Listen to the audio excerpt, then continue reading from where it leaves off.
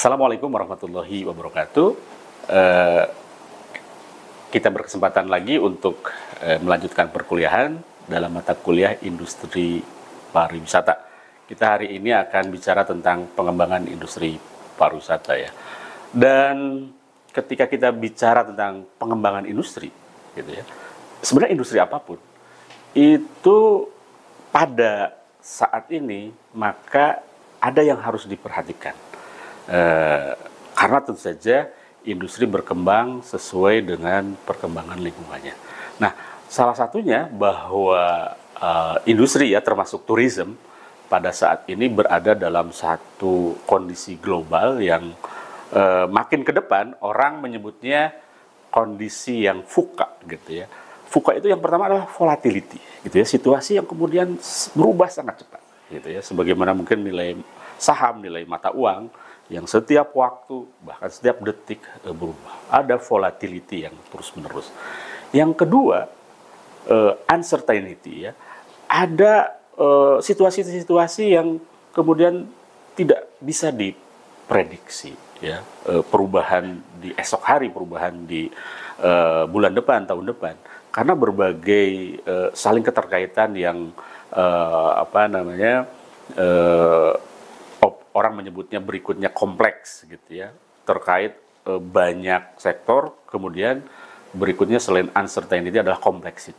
Sekali lagi saling keterkaitannya melibatkan ya banyak hal, melibatkan banyak interaksi, sehingga masa depan industri termasuk pariwisata menghadapi complexity ini. Dan VUCA A-nya terakhir adalah ambiguity gitu ya, situasi di mana tadi banyak kemungkinan-kemungkinan yang ya terkait dengan uncertainty tadi gitu ya, bisa A, bisa B gitu ya, bisa kondisinya makin baik, bisa sebaliknya, harga minyak dunia bisa turun, bisa kemudian tiba-tiba dengan misalnya terjadi peristiwa-peristiwa tertentu dalam sekejap bisa naik lagi gitu ya. Dan dalam kondisi ini banyak apa yang disebut dengan kondisi ya, di mana event-event yang atau kejadian-kejadian yang mungkin jarang gitu ya, tetapi ya tadi bisa membuat perubahan yang sangat besar. Ya contoh yang paling nyata dan kemudian kita rasakan kemarin adalah munculnya pandemi gitu ya. Satu kejadian yang mungkin hanya ada 100 tahun sekali gitu ya. Tetapi ya tadi kita tidak bisa memprediksinya, dan ketika terjadi merubah banyak hal. Nah, oleh karena itu apalagi ya pasca pandemi ini paradigma dalam pariwisata juga berkembang, berubah gitu ya. Tren global jangka menengah dan jangka panjangnya itu berubah gitu ya. Berupa perubahannya apa ya? Perubahan dalam sistem kesehatan tentu saja ya. Dalam akselerasi digitalisasi ya, makin ke depan makin digital seperti itu ya. Kemudian kita juga bisa merasakan ya bagaimana peran AI ya, artificial intelligence makin ke depan makin berkembang seperti itu. Kemudian juga bagaimana green recovery gitu ya, bagaimana kesadaran lingkungan itu juga meningkat. Itu menjadi tren global jangka menengah dan jangka panjang. Di aspek konsumen juga berubah ya. Jelas pada hari-hari ini dan ke depan tentu saja ya, pengembangan misalnya di aspek kreativitas ya, bagaimana service yang touchless seperti itu, bagaimana kebutuhan-kebutuhan demand yang semakin bervariasi, semakin beragam gitu ya, lokal before global gitu ya, artinya peningkatan komitmen penggunaan produk-produk lokal, produk dalam negeri seperti itu. Nah itu perubahan-perubahan atau tren yang terjadi di aspek konsumen, dan oleh karena itu ya pariwisata ya juga harus siap dengan berbagai konsekuensi tadi, dan kita tentu saja harus endorse ya pariwisata yang berkelanjutan, mendukung baik dari aspek pemerintah dengan regulasinya maupun dari aspek para stakeholder gitu ya, swasta, individu yang kemudian terlibat di dalam dunia pariwisata. Dalam aspek regulasi tentu saja pemerintah mengeluarkan banyak kebijakan yang mendorong ya bagaimana supaya pariwisata berkelanjutan ini tetap semakin baik seperti itu. Nah, secara umum pembangunan pariwisata nasional itu kalau kita baca dari peraturan pemerintah nomor 50 tahun 2011 ya, itu meliputi 4 pilar. Pertama, pengembangan destinasi pariwisata. Yang kedua, peningkatan industri pariwisata. Yang ketiga adalah peningkatan pemasaran pariwisata. Dan yang keempat adalah peningkatan kelembagaan pariwisata. Peningkatan destinasi pariwisata ini tentu saja adalah bagaimana menciptakan, meningkatkan ya kualitas produk dan layanan kepariwisataan. Sehingga diharapkan tentu saja prasarana-prasarananya semakin bagus ya, fasilitas-fasilitasnya semakin bagus ya, pembangunan fasilitas pariwisatanya semakin bagus, sehingga destinasi wisata selain semakin banyak juga yang ada semakin meningkat kualitasnya. Nah, sementara untuk industri pariwisata tentu saja adalah mendorong penguatan struktur industri pariwisatanya ya, peningkatan daya saingnya, peningkatan daya saing produk wisatanya, sehingga diperlukan tentu saja pembangunan struktur industri tadi ya, kemitraan, kemudian tadi peningkatan daya saing, kredibilitas bisnisnya, artinya bisnis pariwisatanya semakin tinggi kualitasnya, dan tanggung jawab seluruh ya stakeholder pariwisata terhadap lingkungan baik alam maupun sosial budaya. Dan yang tadi ketiga, pemasaran pariwisata, tentu saja ini bagaimana menciptakan, mengkomunikasikan ya, menyampaikan informasi mengenai produk-produk pariwisata yang kita punyai sehingga dikenal gitu ya, sehingga orang semakin aware dan tentu saja terdorong ya untuk datang ke tempat-tempat pariwisata tersebut.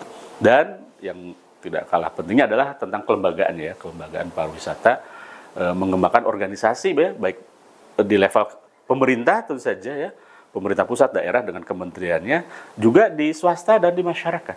Gitu ya. Pengembangan sumber daya manusianya, pengembangan regulasinya.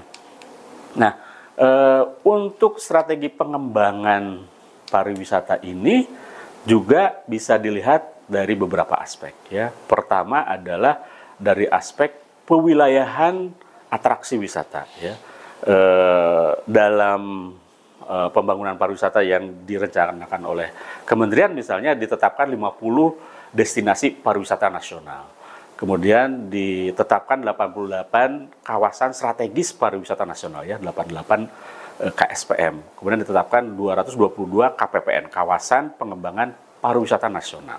Nah, dan daya tariknya apa ya? Daya tariknya adalah daya tarik berbasiskan alam, berbasiskan budaya, dan berbasiskan man-made ya, destinasi yang itu buatan manusia. Nah, selain kemudian daya tariknya, juga aksesibilitasnya ya. Aksesibilitas berupa tentu saja sarana transportasi, juga amenitasnya ya, prasarana-prasarana umum, dan bagaimana investasi ya masyarakat dan investasi di dalamnya. Nah, kalau kita bicara daya tarik gitu ya, menurut berbagai penelitian, daya tarik itu tadi ya, bisa karena nature, karena alam, orang datang karena tertarik dengan keindahan alam. Itu keindahan alam ini bisa terbagi 3, ada wisata bahari, keindahan alam yang ada di laut, di pesisir seperti itu. Ada ekowisata ya, karena alam pegunungan misalnya. Dan wisata petualangan, mendaki gunung dan sebagainya.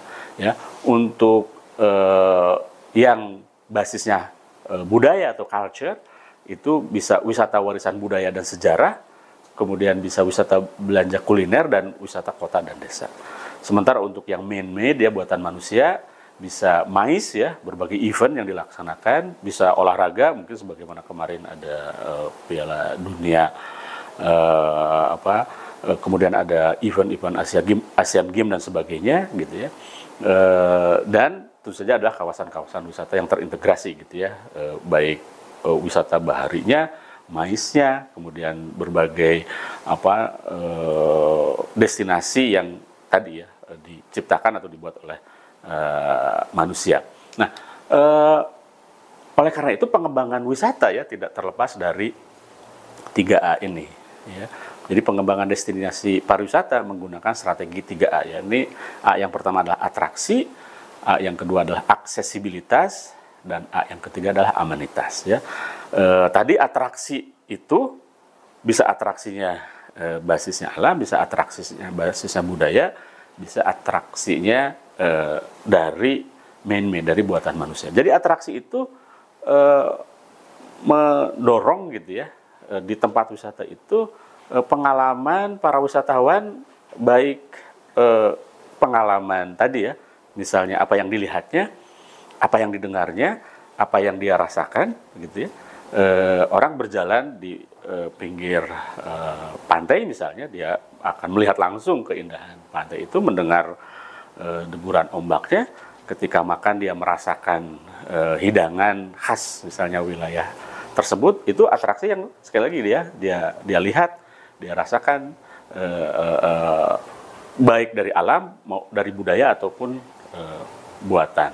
Nah, kemudian yang kedua adalah aksesibilitas ya, aksesibilitas. Tentu saja aksesibilitas itu terkait dengan bagaimana wisatawan bisa datang dari tempat tinggalnya ke destinasi wisata, dan sebaliknya nanti bisa pulang dengan lancar dari destinasi wisata kembali ke tempatnya masing-masing. Oleh karena itu nanti tentu saja makin bagus ya destinasi wisata itu ketika memiliki aksesibilitas yang makin mudah ya, makin nyaman seperti itu ya.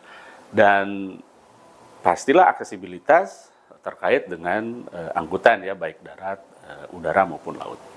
Dan yang ketiga, pengembangan destinasi wisata tidak terlepas dari amenitas ya. Prasarana umum ya, fasilitas-fasilitas umum ya, listrik, air seperti itu ya, kemudian telepon dan sebagainya ya. Orang sekarang ya hari ini apalagi dengan dunia internet, rasanya tidak nyaman ya kalau ada tempat di mana kita tidak terhubung misalnya dengan internet. Tidak nyaman ya, meskipun mungkin menarik tempatnya, tetapi misalnya fasilitas airnya kurang, fasilitas listriknya dan sebagainya.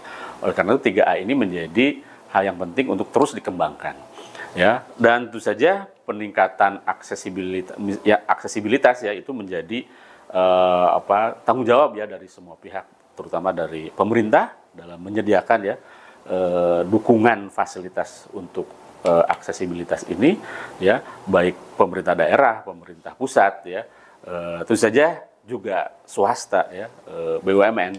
Karena apa? Karena membangun aksesibilitas ini menjadi suatu yang sangat penting ya. Misalnya saja untuk aksesibilitas yang berkaitan wisata mancanegara ya, 70%-nya itu datang lewat udara ya, lewat bandara-bandara, dan dari sekian banyak bandara itu 70%-nya melewati Bandara Soekarno-Hatta di Cengkareng dan Ngurah Rai di Bali seperti itu. Artinya perlu juga nanti diperbanyak bandara-bandara lain yang memungkinkan gitu ya para wisatawan dari luar negeri dengan mudah seperti itu. Nah, oleh karena itu ya tadi ya, baik tadi transportasi udaranya, baik kemudian angkutan lautnya, angkutan perkereta apiannya, angkutan jalan, sungai dan danau, terutama nanti di daerah yang sudah ada di dalam negerinya gitu ya, dari satu tempat wisata ke tempat wisata yang lainnya, aksesibilitasnya bisa ditingkatkan kualitas dan kuantitasnya. Ya, demikian kuliah kali ini berkaitan dengan pengembangan industri pariwisata. Terima kasih. Assalamualaikum warahmatullahi wabarakatuh.